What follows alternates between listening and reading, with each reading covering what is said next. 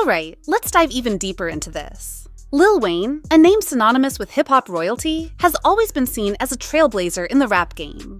With his rapid-fire lyrics, unique voice, and an uncanny ability to spot talent, remember, he discovered Drake and Nicki Minaj, Lil Wayne has solidified his place as one of the greats. But as Charlemagne Thagod starts to unravel in this latest scandal, it seems like the story of Lil Wayne might have a darker side that not many were aware of. Picture this. It's the mid-2000s, and Lil Wayne is on top of the world. He's dropping mixtapes that are better than most people's albums, and his influence is spreading like wildfire. He's untouchable, or so it seems. But behind the scenes, there are rumors of power plays and manipulation by the very people who should have been supporting him. Telling me about that earlier, but how you feel about the Wayne and Kendrick Super Bowl situation? You feel like Jay did Wayne dirty? No, I don't. First of all, I don't.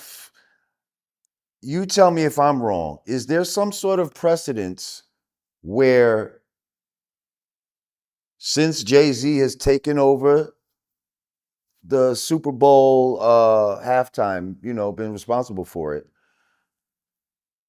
is the city that it's in, is an artist previously from that city always chosen? I'm just curious. Not at all. Okay. So why the is this even a thing? Okay? Jay-Z and Diddy, two titans of the industry, are alleged to have had their eyes on Wayne not as a peer, but as a pawn in their game. Now, fast forward to the present day. A leaked audio clip surfaces, sending shockwaves through the hip-hop community. In this clip, there's a mention of Lil Wayne. Maybe it's a discussion between Jay and Diddy about how they saw Wayne as a threat and decided to keep him close but under control. Or perhaps it's about how they tried to mold his career path to suit their own interests. Whatever the case, this snippet is enough to raise eyebrows and ignite conversations. Enter Charlemagne, the king of stirring the pot. Charlemagne has always been known for his blunt, no-holds-barred approach to commentary, and he's not about to let this one slide. He dives headfirst into the controversy, dissecting every word of the leaked audio. Yo, that was hilarious, because that's how my man sound. Like, why would I want to, okay, just on a business level, right? Wayne is known for being on drugs, drinking lean and being, why would you want to hire somebody like that? Kendrick is known for he's working out in his fucking videos, looking like a clean-cut dude.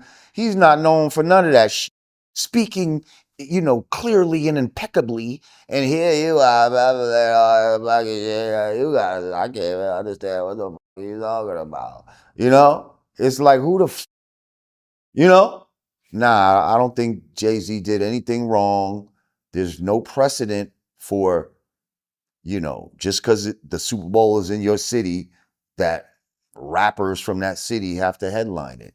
Yes, Lil Wayne had a hell of a run. You know what I mean? And he did spawn some people that did some shit. You know what I mean? But I guess it's the sense of entitlement that just our whole generation has. You know what I mean? Well, I don't want to say my generation, but the generation that we're dealing with now is fucking insane. And that's what that really speaks to, is just a sense of entitlement. He just feels entitled to it. So you should give it to him. Yeah, but as I think about it, is Wayne music even appropriate for the Super Bowl? No. And I fucked her like a lollipop. She sucked me like a lollipop. You're going to get on the Super Bowl stage and do some shit like that? Yeah, no, that is not appropriate, because, the Super Bowl is a family show, okay? At the end of the day, it's supposed to be a family show. You watch the Super Bowl with your whole family, with your kids, your wife, everybody could sit around and watch the Super Bowl. Why do I want fucking a drugged out, dude who's talking about getting head from Superhead and all this kind of shit? Why do we want him on stage? What are his appropriate songs? A milli, like, he's just gonna go up there and say all this, that's a big song, but when you start getting into the lyrics of a milli, I'm sure it's some shit that shouldn't be said at a fucking Super Bowl. And who wants to hear you say it like sleepy? Who wants to hear you say it all like it's sleepy and tired? Like, fuck out of here.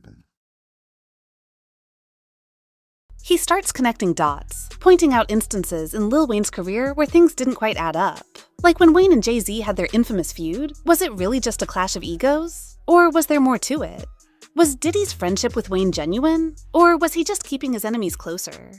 Charlemagne begins to paint a picture of Lil Wayne not as the independent, self-made star we all thought he was, but as someone who might have been manipulated by the bigger fish in the industry.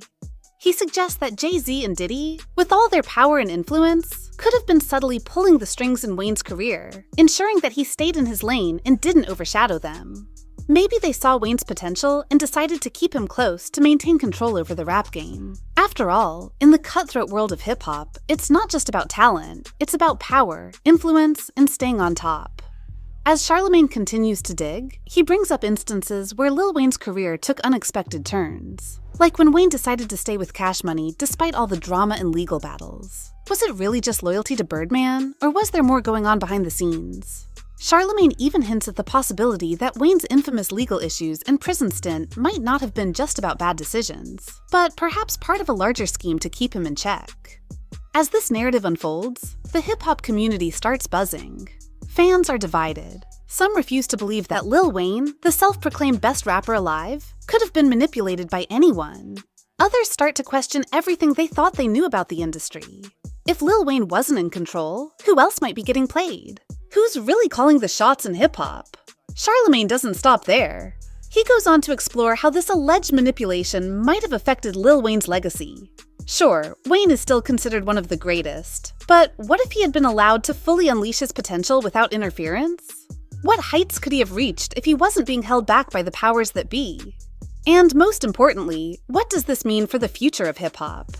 If someone as big as Lil Wayne could be controlled, who's really in charge of the industry? As Charlemagne's revelations gain traction, the focus shifts back to Lil Wayne. Suddenly, his entire career is being re-examined under a new lens.